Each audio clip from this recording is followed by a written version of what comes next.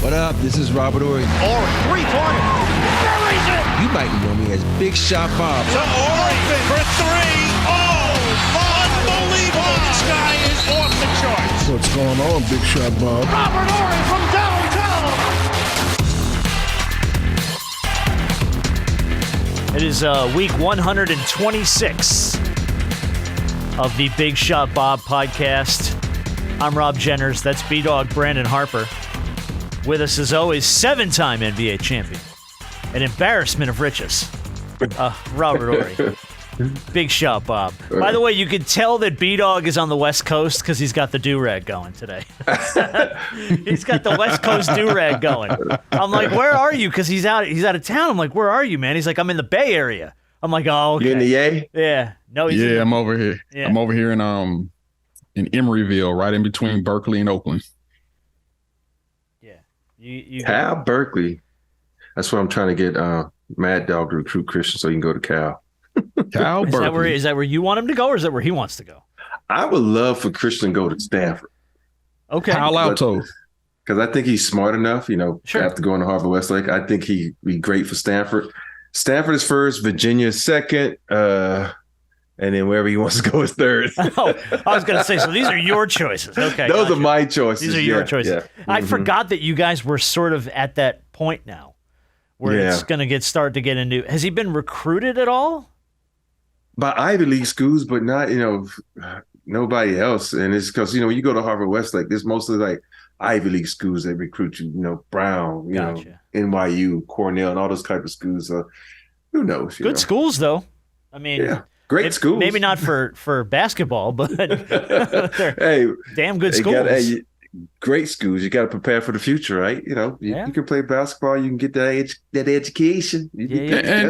And Stanford has had some run, throughout their history where it's been decent. The way you say it, I mean, I know it. I'm like, feel decent, feel decent. So, yeah. I mean, I could have said, it's not Harvard or Yale type of bad, but Princeton sneaking into the Sweet 16 kind of bad, hey, it's amazing. I want him to go to Stanford, and I kind of mad about Stanford and Adam Keefe, but I want him to go to Stanford. Yeah. So before we started, I asked you how you were doing. You said you were doing good. You're in a good mood. You're happy. I figured you caught a paycheck or something, and like, no, I was gonna go to China, but now I'm not going. You can blame James Harden for that shit. I'm gonna tell you that right now. You can hang that one on James Harden. Hey, James got him excited, man. Did you see when he got there and all the fans came out? It was like when people used to mob Michael Jackson. Like when you would see Michael Jackson walk into like an arena somewhere and people would just follow him with the phones and people trying to get pictures over the cars, and that's what that reminded me of. I did see that. Hey, the China, I know we had the little issues a couple years ago when Daryl Morey said what he said, but the Chinese fan base is crazy. It was always good, but then the league got yao, and then it went bananas after that. And then you had the insanity moment. But the fan base there is incredible, man. And I was pretty upset when I know a lot of people, we're not gonna get into politics and all that stuff, but we just talk about fans as a whole. They're great. Yeah, and that's, I think when it comes to the NBA in China, probably the best place to leave it. You know what I mean? Yeah. Like, politics aside, they love the game of basketball. Yes, they love the league. game. And that's, I think, as a player and as a fan of the NBA, that's what you want. You just want passionate fans that love the game. Politics aside, because there's a whole bunch of shit going on there that it ain't even worth. Hey, it's driving me crazy trying to figure that out. Dude, untangle that web, man. Mm-hmm. And I think outside of Yao, like China, I don't think China has ever embraced or loved a player like they did Kobe. Shaquille, I think, had a big. Yeah, but Tracy McGrady. And Tracy McGrady, but it just seemed like anytime Kobe was there. Oh, let's back up. Let's not forget Starberry. Oh yeah. True. Because he played over there. Yeah. He played over there. So he had. Did he have a statue over there? Yes. He does. You're absolutely right. Yeah. Never mind. Outside world, Starberry first. Outside of this 15, 20 people, you know. Yeah, but no, Kobe's following was incredible too. Yeah. So yeah. Yeah. Well, I saw I had the pleasure of seeing how they reacted to him one time, and I was like, wow. Like it was like he was 1 million and Yao was like 150. That's how big that Kobe was compared to Yao in China. It was incredible. man.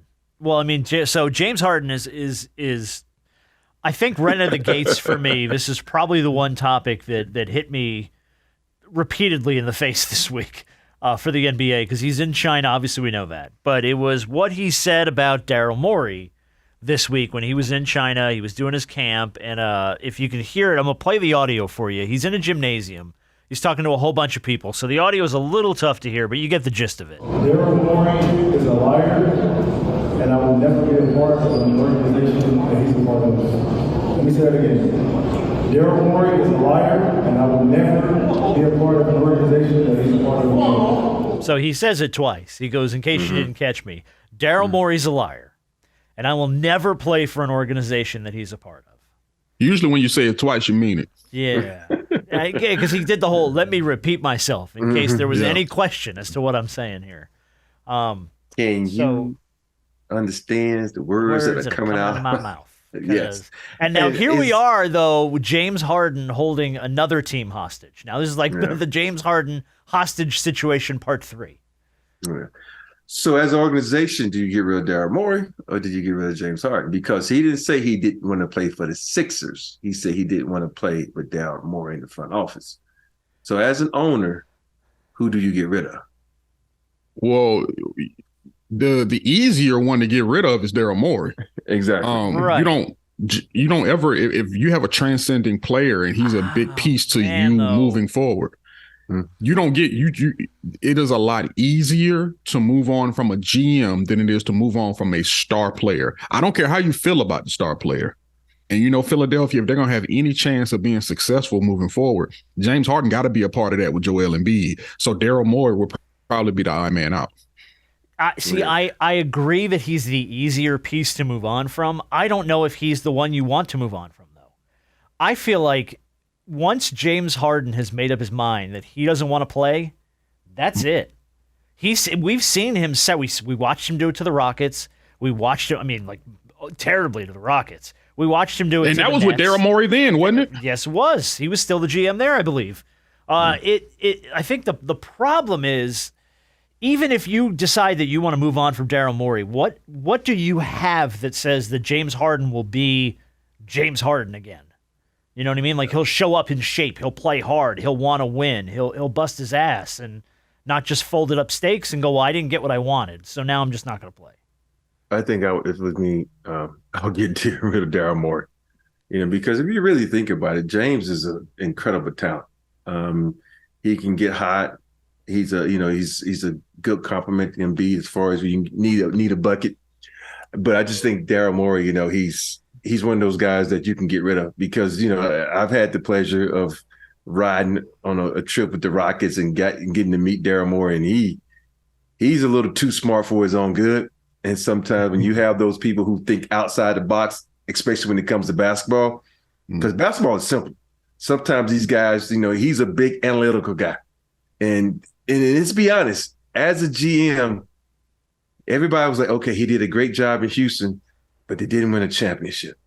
So it's like, okay, move on from that. And then he had that because that big controversy with the NBA, move on from that. Yeah. And for me, I'm just like, I think he's a smart guy. He would be great in any and everything he touched but basketball. I think if I'm the Sixers, I say, okay, I'm moving along from Daryl.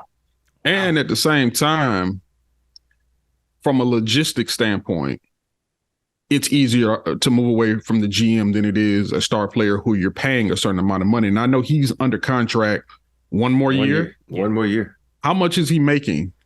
North of 35 million, probably somewhere close to 40. He took less. He took less money. You remember? Right, but he's still in between 30 and 40 million. Yeah. So it's significant. So my thing is not only the money, but you're going to have a hard time also trying to trade a guy like that to another team because they're like, well, wait a minute. Even if this is mostly James Harden's fault and he's holding another team hostage, another organization can look at it like, who's to say he won't do the same thing with us when he's not getting his way? He took his. By the way, he took his player option for 35-6. Okay. So 35. Is it weird that in this day and age that when I say upper echelon players, I'm talking about, him, Westbrook, KD, LeBron. Isn't it amazing how many times they changed teams? Yeah. If you think about Kobe, if you Kobe put didn't those... go nowhere. Dirk went nowhere. And the only time you go somewhere is like you think about Dream and Patrick. They were the last years they careers, and they went somewhere else just for the heck of it. Yeah. But I just can't. It's just crazy how these star players just move so much. But I guess that's what the flexibility of the NBA has. Here's the thing, though. You gave the 3 examples of the guys that I think that have moved the most. In those 3 that were originally together in OKC, Durant, Westbrook, and Harden. Those guys can't seem to settle. But when you look at guys like Steph Curry, Draymond Green, they've been with the Warriors for that whole stretch. I don't see Giannis leaving Milwaukee anytime soon. We know Jason Tatum and Jaylen Brown are going to be staying in Boston, so I don't think I think when you're looking at those 3 guys specifically, it's easy to go, oh, yeah, man, star players moving around a lot. LeBron's moved a fair amount. I'll give you that. But he went Cleveland, Miami, Cleveland, and then out to L.A. But here's the difference with LeBron, though. Even though he's moved around a few times, LeBron has never requested out. He's never requested to be traded. Anytime that he's left, it's because he was a free agent. Yes. He was a free agent. So when you have that, you can do whatever. And here's the difference between a lot of those other guys, Steph, Giannis, versus, your Russell Westbrooks and your Hardens. Those guys, their Paul game, their game affects, their personal games affect the game in such a way in which it breeds winning basketball. And I'm not knocking Russ. I'm not knocking James. I'm not knocking any of those guys because they're future Hall of Famers. But even with being a future Hall of Famer, their games don't necessarily say winning basketball. Steph's does. Yeah. Greek Freaks does. Well, Durant should. His does too. It's just his mentality sometimes has always just kind of been like, yo, I got the game of an A+ player. I have the game of one of the greatest players of all time. It's kind of, in a sense, like AD. But mentally, sometimes you're like, okay, but do you have the mindset to do it? Like, Steph got the mindset to do it. Kawhi had the mindset to do it. Greek Freak has the mindset to do it, where it's kind of like, I got the game and I got the mental fortitude, and I'm going to put it all together. Yeah. But I get your point, Rob. You're used to seeing guys. I mean, you played with guys like that. Hakeem, you mentioned. I mean, Tim Duncan, Manu, Tony, all those dudes just stuck it out. They made it work. Yeah. Kobe, they stuck it out and they made it work. So it's hard to watch guys that are superstars in this league not stay with a city, not stay with a fan base. But for James Harden, man, because you got even think about Jimmy Butler's been on a couple of teams, and he has. You got now, Jimmy's moved around a fair amount. Yeah. Now Damian Lillard's trying to move on, and then I wonder, Jason Tatum has been in the news a lot lately, but so.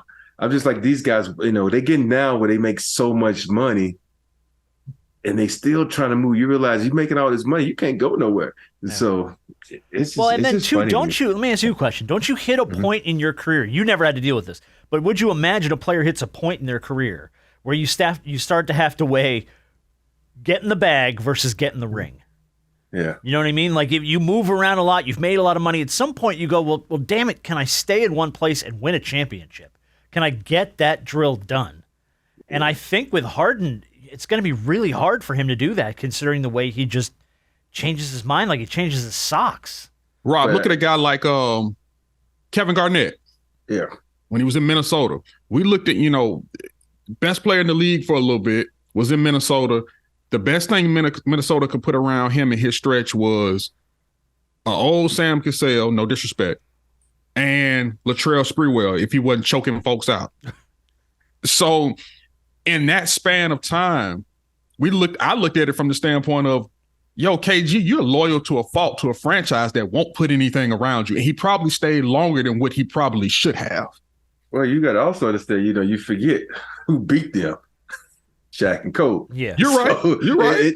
You can have a great team. You just come around the wrong time. It's just how it is. And I think when he went to Boston, you think about, you look around the league, there was no like dominant teams except when the Lakers got Pau Gasol. Okay, here it is.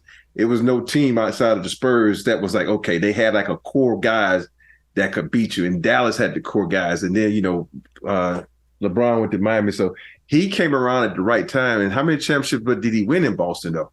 One. See, Big 3-1-1. Got the two, but ran into them boys. Yeah. That window of opportunity is small because there's like, you think about it. Nowadays, these teams, when they get good, like, you think about when the LA had the run, and you hit Golden State had the run, San Antonio have a run.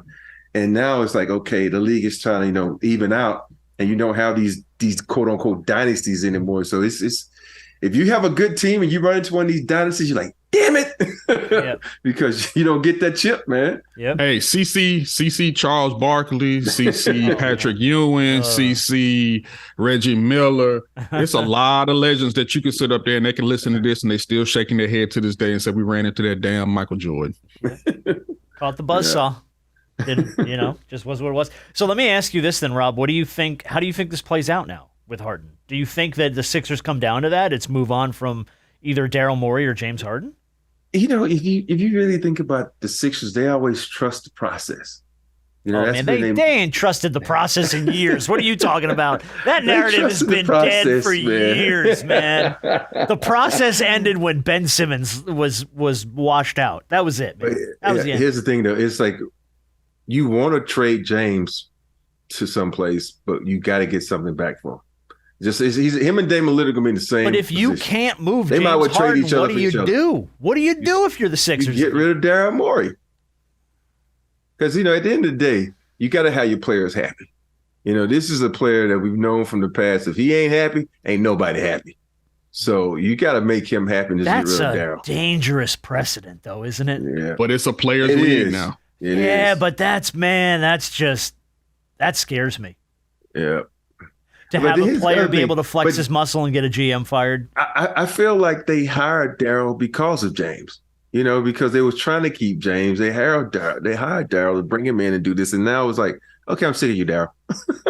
Well, and Daryl hadn't done anything really in Philly to make a case for here's why you absolutely have to keep me. So yeah, I don't know. Maybe that is the move, but it's a lot of GMs around the league. We ain't gonna call nobody out that you see like, damn, you still got a job. Still working. Still working. To your point about the Sixers. So here's just a quick recap of like the last, 6 years for the Philadelphia 76ers. 2017, traded the number 1 pick. They drafted Markelle Fultz over Jason Tatum. 2018 was the Brian Colangelo Twitter fake accounts blasting his own players controversy. 2019, they traded Jimmy Butler. 2020, fired Brett Brown, hired the new coach, then hired the GM. 2021, Ben Simmons moved on, demanded the trade. 2022, the tampering investigation. And 2023, fired Doc Rivers, hired Nick Nurse, and now the James Harden mess. Philly has been through it. They trust in the process, man. Dude. Man, if y'all don't get that, man, if y'all don't get that trusted process thing up out my face, oh my God, that process is done. That ain't a process, man. That's a gauntlet. That is a gauntlet that Philly has had to run. So I don't. Yeah, it's hard to hang it on the Sixers. But and I'm gonna say something real quick. I think, and I don't know, Rob, if you may have mentioned this at some point in time, or it was somebody else. We were talking about the contract, the future contract of Joel Embiid. Yeah. And what he could potentially be making. I think we talked about it a couple of weeks ago. Yeah, we were talking about extensions. Yeah. It's what, 70 million? Crazy. At some point, right. At some point in time, we sitting up here talking about James Harden and trading him. At what point in time does that knock from Joel Embiid, come knocking at your door and saying, you know what? I don't know if it's going to work here. I don't know if it's going to work here. I think I may want to find greener pastures. Well, I think it's going to come down to, like Rob said, when you have to make a decision. Yeah. Do you sign him or do you move on when you hit the extension time? I think it's 2025 he's due for his extension. I think he may want to leave. You may hear that knock on that door before the end. Yeah. Well, or he could just, like you said, do the LeBron, just play it out. And always at the end of the year, the deuces, don't tell nobody, Yeah. keep it in house. Just go. And you just play hard. At the end of things, like, all right, I'm out, I'm done. Who wants me? I don't think, but usually with organizations, they try to get a feel of whether or not you'll sign the extension or not. And if they have a gut feeling that you won't, they won't let Joel Embiid just walk out the door. They're going to trade him if they get an inkling that he wants to leave. They're going to do everything in their power to get something back. You don't let a guy, an MVP of his caliber, just throw the deuces and walk out the door. It's happened before. Yeah. It is. Yeah. It It's has. happened before. It'll happen again. It might be Embiid next. The NBA schedule's out. Got some good, at least bits and pieces of it. I did want to get your take on, we have a couple of big Lakers matchups to start the year. Arguably, one of the bigger openers I can remember. October 24th in Denver against Mike Malone and the Nuggets. And I don't know why I'm saying Mike Malone and the Nuggets, but Mike, what do you think? I don't give a shit. He doesn't care. He's not intrigued at all by the matchup. But what do you think of that opener? Hey, it's the power of social media and the fact that they said, "Oh, we're the Lakers' daddy." NBA ain't no dummy now. You want to start the season off with a bang. Okay, yeah. What better way? Western Conference Final. I'm your daddy, talking a lot of shit. Go. And you said it. Right you here. said the Nuggets were putting a target on their back during that whole Yes. parade celebration. So Yes. now it falls on the Lakers to try and shut them up a little bit.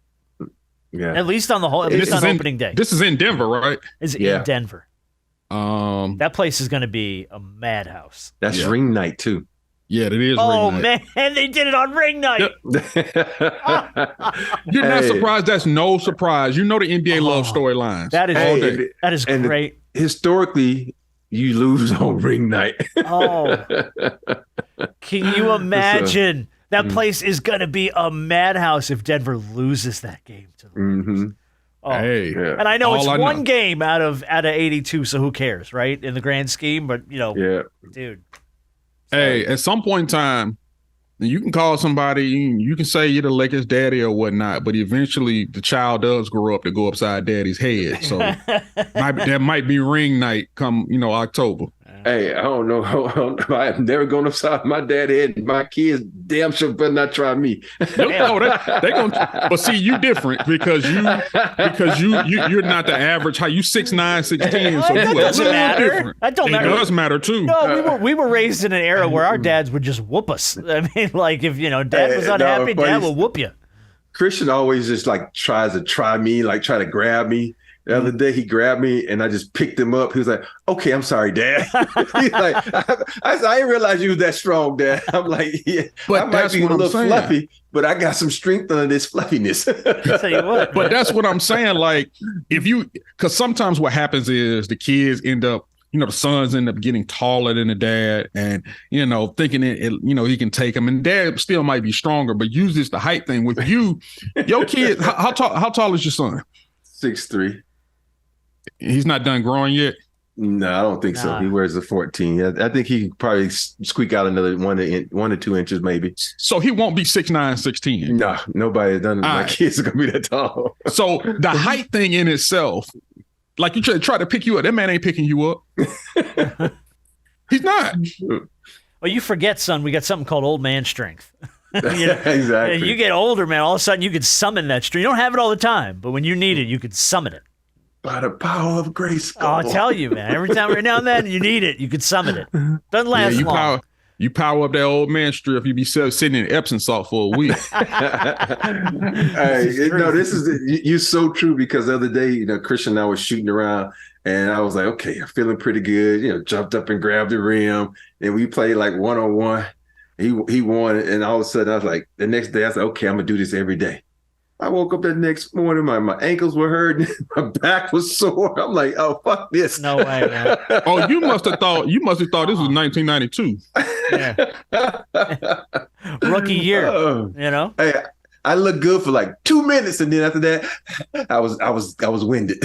I was Dude, gassed. this weekend, we have this overgrown shrub at the end of our driveway. I'm like, I'm cutting this thing down. It's a big old thing. So I'm in there with the saw and the chainsaw, and I'm hacking this thing down. I'm sweating, and I'm like, yeah, I feel like a man. And then for like 3 days, I couldn't move. I was like, oh, everything hurts. What did I do to my legs? Oh, that's right. I tried to exert myself physically. That's what I did wrong here. So yeah, old man strength didn't last long.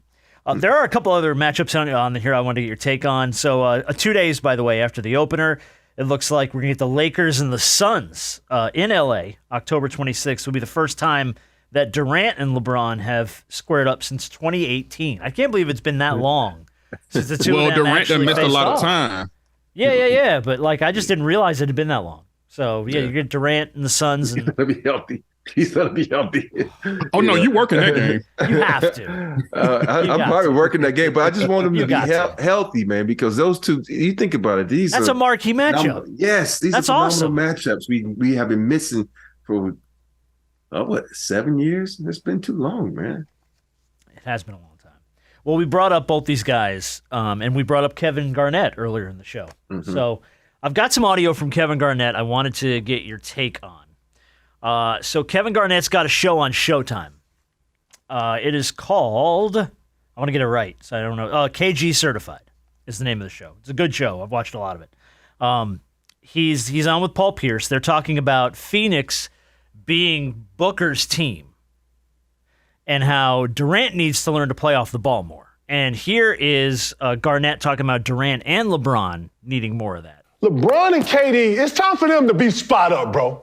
Man, we're not getting them to be spot up. Yeah, we're not getting the ball to them for like ages. Just 20 years we're not getting the ball to them. Tell them, man, goddamn, can they play off the ball once? Can they go in the corner and now someone make a play, make it for them to get a free shot? Man, goddamn, KD had to put Brooklyn. Man, that shit he did. But sometimes that's the only way you know how to play. Oh, I get it, but okay, Anthony Davis made LeBron better. Get him some easy shit. So that's KG saying he just wants to see guys like Durant and LeBron play off the ball more. I've been saying this, especially in the LeBron case. You know, LeBron needs the first half, let it be all AD. Second half, you got it going. You know, some games you're going to come out, you're going to feel good, but I still feel like AD should be the focal point of that team and take some of the pressure off LeBron, because right now LeBron, it's a marathon, not a sprint. And it's not anything against LeBron, it's just for saving him on down the road. And with the Brooklyn, with the Phoenix one, you in trouble because both those, KD still got it. You know, Booker still got it. You know, and you know, the odd man out is going to be the guy from Washington. You know, because KD's just, he taller than everybody, he's quicker than everybody, and you just can't say, okay, KD, go sit in the corner. He still got it. You know, he still can do things to make a team great. And we know Booker isn't, he's not a really creative guy like a Steph is. Although he's just a straight scorer, sniper. So KD can create for him and make it easier for Booker. So, it's the one guy out of those two who could be a spot up shooter if he wanted to, but he never will be because, like you said, he still got it. It's KD. Mm-hmm. LeBron's not a spot up shooter. Mm-mm. Never has been. At this point in time, never will be. His gift is creating. You know, he has, even though we want AD to be the focal point of the offense, getting him the ball and creating things for him is LeBron's job. They have nobody else on that team that you can say that can create something or get him that ball the way that he needs to, like LeBron. Now, as far as LeBron taking over and getting to the basket and just draining all of his energy, I get that. But as far as LeBron's job is to create for AD and it's to create for the other guys there. Whereas KD, you just can't stop him offensively. Yeah. And so Booker, those guys, you got a bunch of scorers. Their three guys are flat out bona fide scorers, and that's what they do. But here's the thing when if you're big, you don't need nobody to create for you. You go put your big ass on the post, put that big mid up, and you throw it to you. Then you go to work. Because once you start going to work, that double team's coming. Now you creating shots for everybody else. You know, so I don't think AD ever has to have someone to create for him. Of course, if it's a pick and roll situation, that's a pick and roll. But for him, he's such a talent where he just get the rock. He don't need nobody. He's bigger, he's stronger, he's faster than most of the bigs. So he don't need anybody to create for him. He can create for everybody else. So in that sense, that's what I think he's kind of talk about with AD. But like KD, man, give KD the rock, man. Give Booker the rock. That'd be all right. Telling KD to go post up in the corner, I think he can, though. Yeah, he can, but it's also. But is that what you want him doing? No, it's a disservice to his talent. Sometimes he has to do it, though. He's going to have to do it. Right. Yeah, you're gonna have to share the ball. I mean, you're gonna have to, especially when you have someone like Booker. But even though it's Booker's team, he's right. It is Booker's team. Mm-hmm. He's just like when LeBron went to Miami. LeBron might have been the better player, but we all know Wade's that they team. don't. Yeah, it's Wade. They call it Wade County for a reason. Absolutely. So it's the same thing in a sense. KD is the better player, but the main cog there is Devin Booker. And Bradley Beal knows that. He said it himself. He said, this is Booker's team. Yeah. And KD knows this is Booker's team as well. So, look, everybody, it ain't but one basketball in Phoenix, last time I checked. So, it's going to be interesting how that's going to work out. I think that was sort of where Garnett was going with that. I think that his idea being, you're going to have to create some opportunities for everybody. And you can't just be the guy. It can't just all be – because I think everywhere that Durant has been, like his point to that was in Brooklyn, Durant had to throw the whole thing on his back and make it go forward in order for them to have anything. Everybody was hurt. Because everybody was hurt or people were having personal time. I mean, it was all kinds of BS going on. So I think his point was coming into a team where you have guys like Bradley Beal and Devin Booker, you're going to have to learn to maybe give up that ball a little more than you're used to. Yeah, but you think about it, if you watch the playoffs, KD did that. He let Booker cook and sat back. I think Booker had, what 40 points in one? He had a couple games where he scored real big, yeah. Yeah. And KD was like, your team, you hot, rock with it. Yeah. Is that, too, like a function of age, too? Like where you hit a point where you're used to being the guy, that you have to kowtow a little bit to the younger guys on the squad and go, you know what, you're the guy now and I'm not the guy. That's got to be a hard bridge to cross too, I'd imagine. As a player. I can't really comment on because it's never happened to me. But you can see around the league where you see guys come into the league like with Kobe and Shaq. Okay, I gotta get 60 touches, Shaq. Okay. You can get 20 Kobe. Now I can get 50. You get 30. It's one of those things where you kind of see the maturity and the maturation of players, and you kind of start deferring a little bit. You think about what Steph did when KD got there. KD was probably at the height of his game, and Steph like, you know what? I'm gonna sit back, do your thing. It's all about winning. It all boils down to each player's mental. Do you have the mental to say, okay, if you're rolling, I'm gonna let you roll. If I'm rolling, you better let me roll because I did it for you. Good point. Yeah. Was nice to see Pau Gasol go into the Hall of Fame this weekend. A number of other people. But I did want to play a clip of Pau talking about Kobe. We knew this was going to be a cool moment when Pau got up there. We knew it was going to be emotional. I did like the story he shared about Kobe. That's what I wanted to play for you guys. So here's Pau talking about being traded to the Lakers and meeting Kobe. That night I joined the team in D.C. and I got to the hotel after midnight. He was texting me saying, hey, I want to come by your room and I want to welcome you. I want to say hello. I want to welcome you to the team. I said, what? I mean, it's going to be late. It's going to be like past 1 a.m. You sure you don't want to wait for tomorrow? He said, no, it's not going to be too late. I'm coming over. I said, oh, okay, sounds good. The team had a game next day at noon, so all right. So he just wanted to make sure that right away, firsthand, I got the message. He said, welcome to the team. I'm happy you're here. Now let's go win a championship together. So I said, all right, I'm in, man. I'm in. Have a good night. That was it. That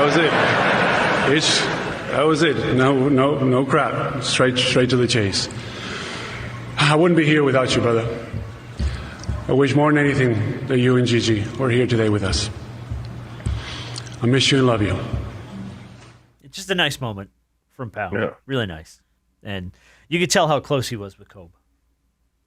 Yeah, it's always interesting when players go to, like, you got to think about Pau was the star in Memphis, was the man. And all of a sudden now you go into another team where there's the man. And for him to come to you and welcome you like that, it lets you know, like, hey, we just trying to win. And you need that. You need guys to open up their house for you because that's his house. That was Kobe's house. I'm gonna open up my door and let you in. Not just, keep you at the door and talk to you. Sometimes when people come to the door, you just keep them at the door because you don't want them in the house. Kobe let the man in. So that's one of the things as a player you love to see, and you love to get that feeling. Yeah. That was my bad, Rob. No, man. That was a dynamic. That was at that point in time where, we talk about Kobe being a Laker for life. At that point in time, it was uncertain. He wasn't that the Bulls rumors around the same time, or was that earlier? The Clippers. It was so many rumors. That's right. Yeah. Mm-hmm. He had went on the radio, was talking to somebody and asking, did you want out? He was like, yeah, I want out, and things of that nature. And then, the Lakers, in a heap of desperation, you go make one of the biggest trades in NBA history and going to get Pau Gasol for literally nothing. It was really highway robbery. That's not a big trade if you gave it up for. No. It's big for the Lakers, but it's big for the Lakers. Oh, you know what you say in the history of the NBA? Well, it is one of the biggest trades from the standpoint of the impact. Well, I'm saying it's a big trade for the Lakers, not like in the NBA, Oh, true, but. Yeah, a big trade just from an impact standpoint. As far as the difference it made for the team on the receiving end. Yeah. That's one of the most impactful. Because nobody knew Marc Gasol was going to be that good. It was one of the most impactful trades because it changed the dynamic because we were looking at it from the standpoint of, even though Kobe was, looking to win one without Shaq, Pau was a huge part of that. And getting him, it saved some things. Yeah, it really did. Who's to say what would have happened if Pau Gasol would not have been traded to the Lakers? I think, if you look at that team, they still had a fucking good roster. They did, but Andrew Bynum never stayed healthy. Yeah, but he was healthy for those championship years. Well, not in 2007. He got hurt, and that's why the Lakers lost. He was hurt.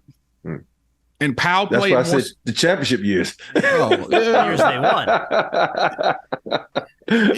Everybody's got to be healthy to some extent on a championship year. Yeah, but imagine if he would have been healthy in, what was that, 2008, and when they played the Celtics. If that Laker team would have been at full strength. We talked about KG winning one. KG may not have won any. You know what I'm saying? That big three would have been a small three. If that was the case, so what I'm saying is, man, and just the way him and Kobe meshed, like the way they played off one another, it's like they had been playing together forever. Yeah. And, it was just like to see. I wanted to get Rob's take, too, on what it's like coming into a new team. Like, you have to, I imagine it's like going to a new school. Like, you left all your old friends behind. Now you're in a new school. You got to kind of find your pacing with everybody and make new friends and stuff. But was there anybody when you went to LA or when you went to San Antonio that kind of opened the door for you like that? It was so weird. When I got to LA, I knew Byron Scott, and Byron and I talked because he was still on the Lakers. But all of a sudden, me and Eddie Jones really connected, and we started talking. And then we were in a game. And Eddie Jones did something you should never do. You get to a bench, and then he wants to yell at me in front of the coaches on the bench. And I said, yo, motherfucker, you don't do that shit. What was he yelling at you about? It was because I missed him on a play or something. And I said, yo, motherfucker, you don't do that shit. And after that, he and I never hung out again. Oh. All it takes. I was like, damn, dude, you that sensitive? I'm like, dude, me and Otisthorpe, great friends, man. Yeah, me and Otisthorpe had some heated battles in the locker room. And I remember one game we were playing the Utah Jazz, and Otis like, where's the fucking double team? I'm like, dude, I couldn't, and this is when Chucky Brown first got the team, and he was sitting between me and Otis, and we just fucking going back. And Chucky's like this, oh shit, this is a crazy team. And then me and Otis walked out laughing about it, hugging each other. And it's just like when you have that kinship with someone, you can do that, and Eddie, I think I hurt Eddie's feelings, and our whole relationship changed. And then when I got, when I signed with the Spurs, that was the most difficult one for me. Had to be, right? because you think about it, all the battles we had with the Spurs. My last game I lost was against the Spurs. Now I had to go there, had to sit there on the bench by my damn self during ring night. And it was so many things, and from having to guard Tim all the time, now I'm having to tell Tim what I should tell Shaq and Dream and, talk to him. And he looking at me with, Tim don't say much, like, are you understanding what I'm saying? And he just used to just look at you. I'm like, okay. But that's the way he processed stuff. And it was, you have to get to know people's personalities. And that's how Bruce Bowen and I became good friends, because we kind of had the same personalities. And and also, I hadn't played with that many guys who, their background was from another country. And I'm sitting there, I'm trying to, understand Manu them. Tony, yeah. Manu, Tony, Fabricio. Yeah, a lot of guys on that roster. A lot of guys. And so it was just a totally different dynamic there. But it took me a year. It literally took me a year to understand them and for them to understand me. Interesting. It's just interesting, Governor. And that dynamic, too, of that core was so tight. Yeah. Because they played together for a nice clip. Yeah. I felt like when a dog has these puppies and that little grunt's trying to get in. Yeah. Like, hey guys. That's how I felt sometimes, because they were so close knit that they was like, this is his outsider. Do we let him in? Right. Or do we not let him in? Yeah. It was a very difficult thing for me when I joined that organization. Yeah. All right. Well, let's do big shot of the week, and then we're going to do a round of rapid fire for the two of you gentlemen. Get a little pop culture gauntlet for the two of you to run. Big shot of the week for me this week. There's multiple people that can win this simply based on the story, but I'm going to give it to Floyd Money Mayweather. We all know what's going on in Hawaii with the devastating fires in Hawaii. The death toll, I think, is almost 100 people as of today. It is a crazy story. It is a terrible, sad story. I do love it, though, when people just, hey, I'm going to step in and do everything I can to try and help. You don't have to put a camera in my face. I don't need to write up on it. Just what can I do? How can I help? The one that stood out to me was Floyd Mayweather. He stepped up in a big way. Found over 100 people displaced by the wildfires. He paid for almost 70 families to fly to safety, provided them with a place to stay, food to eat, clothes to wear, because you forget these people had to flee their homes with the clothes they had on their back in a lot of cases. He's personally paid for 68 families impacted by the natural disaster to fly from Maui to Honolulu over the past few days, and he's providing hotel rooms for several weeks, including food from local restaurants and clothes while people are out of their home.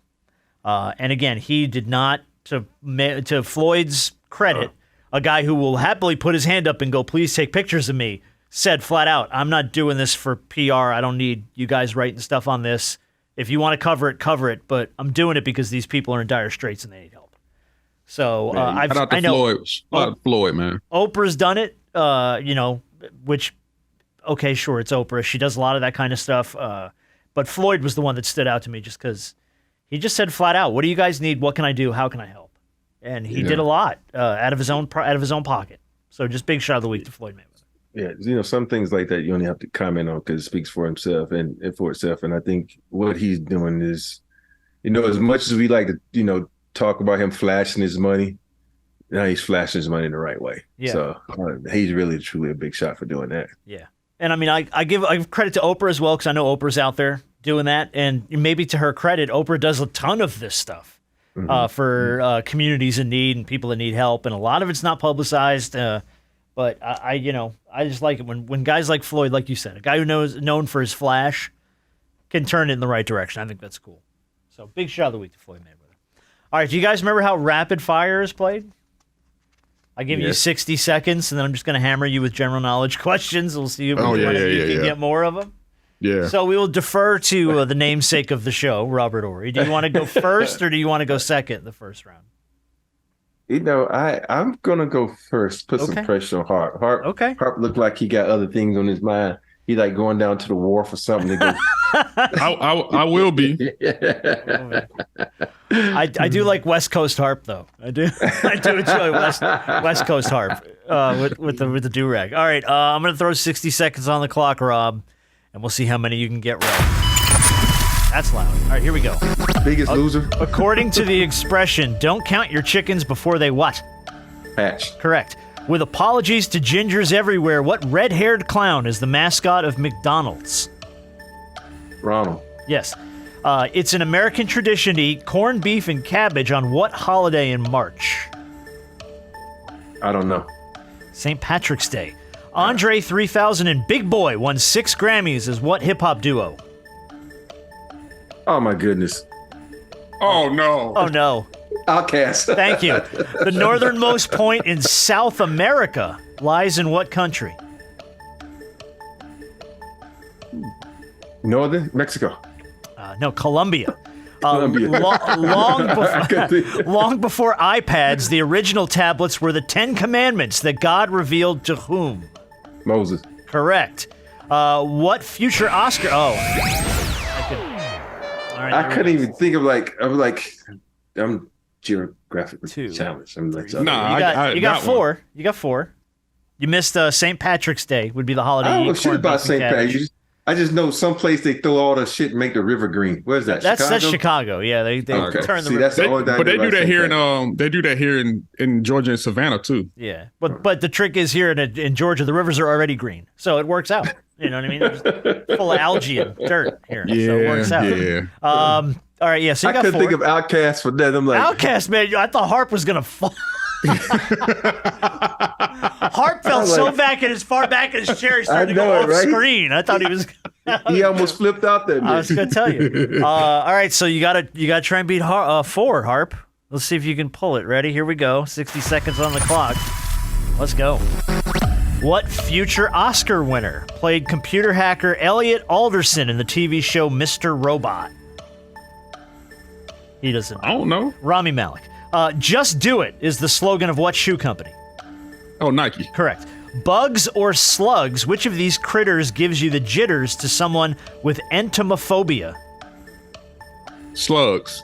Bugs. The word cheap is an anagram for what summertime fruit? Plum? Peach. Rearrange the letters. Elden Ring is a top-selling video game, a collaboration with what Game of Thrones author? You don't know who wrote Game of Thrones? Know. George R.R. Martin. The first Mars helicopter, Ingenuity, carries a piece of fabric from a plane flown by what 2 men? Wright brothers. Yeah, Rob had it. The Wright brothers. Oh, wait a minute. Hold on a minute. I feel. You got Nike. This may be me. Yeah, because that was the only general that anybody would have gotten. Every other question was a niche question. Do you not know what an anagram is? The word cheap is an anagram for what summertime fruit? For peach. You just rearrange the letters. Oh, I never knew that. Oh, okay. All right. I knew 4 of those. Peach, Wright brothers, Bugs. Bugs. Did you know George R.R. Martin wrote Game of Thrones? I knew Martin. I just knew Martin. Yeah, George R.R. Wait a minute. You knew the Bugs one? Yeah. Yeah, because entomology is the study of bugs. So entomophobia is the fear. Well, I'm sorry, guys. I'm not an entomologist. I don't study bugs. I kill them. You know, entomologists, ophthalmology. What was that? Who's that group? The rap group? You lost me. Roxanne. Oh. Remember, he said that in that song. Roxanne. That's too old school. Yeah. Okay. And you lost the white guy. So I know you're talking about. That's too old school, though. All right. Who was that rap group? All right. Do you want to do a redemption round? Let's do a redemption round. All right. Let's do a redemption round for Harp. All right. We'll let Harp go first. Again, just pulled in random order. There's no specific order here. We'll give Harp 60 seconds on the redemption round. Rap artist Waka Flocka Flame's name was inspired by what Muppet and his catchphrase? Oh, no. I can't remember. Fozzie Bear. Fozzie Bear. Rob had it. Stout, Pilsner, and Pale Ale are all types of what? Beer. Correct. In what Broadway musical and later Disney movie does the title character sing "Just a spoonful of sugar helps the medicine go down"? Mary Poppins? Yeah, absolutely correct. Kermit or Grover, which Muppet shares a name with a U.S. president?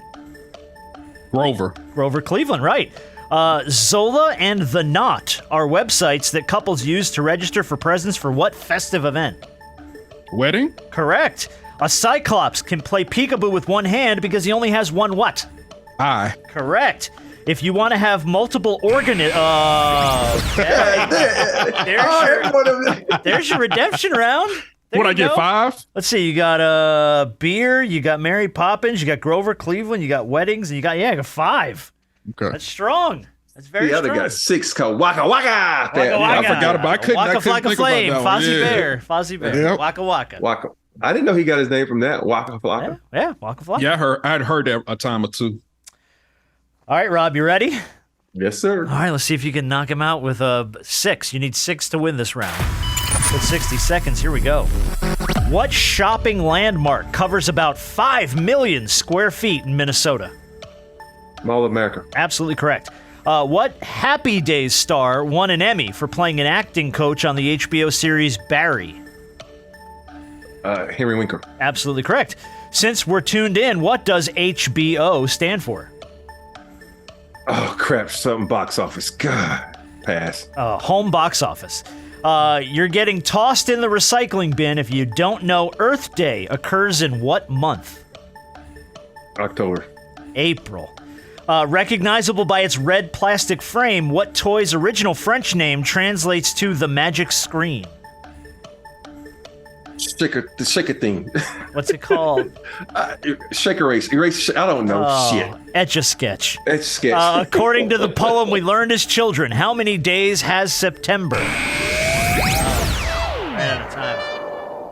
He got 2? 30 days has September. Come on, it just basically says how many days of the month. Yeah, you got 2. You got Mall of America, you got Henry Winkler. Home box office, HBO. I couldn't Earth think. Day's I in knew it was box April, office. and I you don't know couldn't what the pull fuck Etch-a-Sketch. Earth Day is. You couldn't pull Earth Day is April 22nd, I actually, believe that's correct. Why the hell y'all know about Earth Day? because that's my brother's birthday. Oh, shit. And I know it because I looked up the answers to all these questions. All right, you want to go one more? Let's go. One more. We're tied at 1. All right. Harp can go first. All right. All right. We'll let Harp go first. I need the pressure to make me think. I like the pressure. You like the pressure? Yeah. I like it. All right, here we go. Here we go, Harp. 60 seconds on the clock. Here we go. When you download an app, the word app is short for what? Oh, I don't remember. Application. Slip or slide, which is a place where you dock a boat. Slip or slide? Slip. Correct. It's also where you fall and break your arm. The Earth's core is Shut up. composed almost entirely of iron and what other metal? Iron and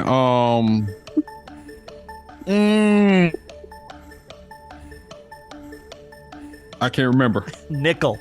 If you're in the mood for a fingerling tonight, you should try what starchy vegetable? Oh, Rob knows this one. It's not corn, is it? No, it's not. Idaho. It's potatoes. Oh, potatoes. What D word comes from the German folklore that refers to a person who looks... That was terrible. That was like my first round. Yeah. The question was, what D word comes from German folklore refers to a person who looks exactly like another person?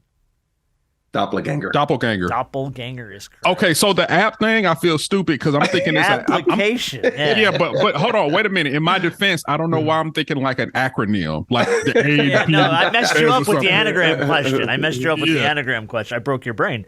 Fingerling.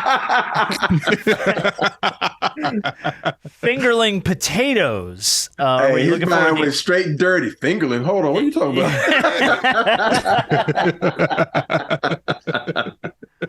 what What the hell you talking about? What the hell are you talking about? Where is it? Come on. The hell you talking about? Yeah, I don't know. And then, God, what else did you miss here? You got the slip, All of boat them. slip, Nickel.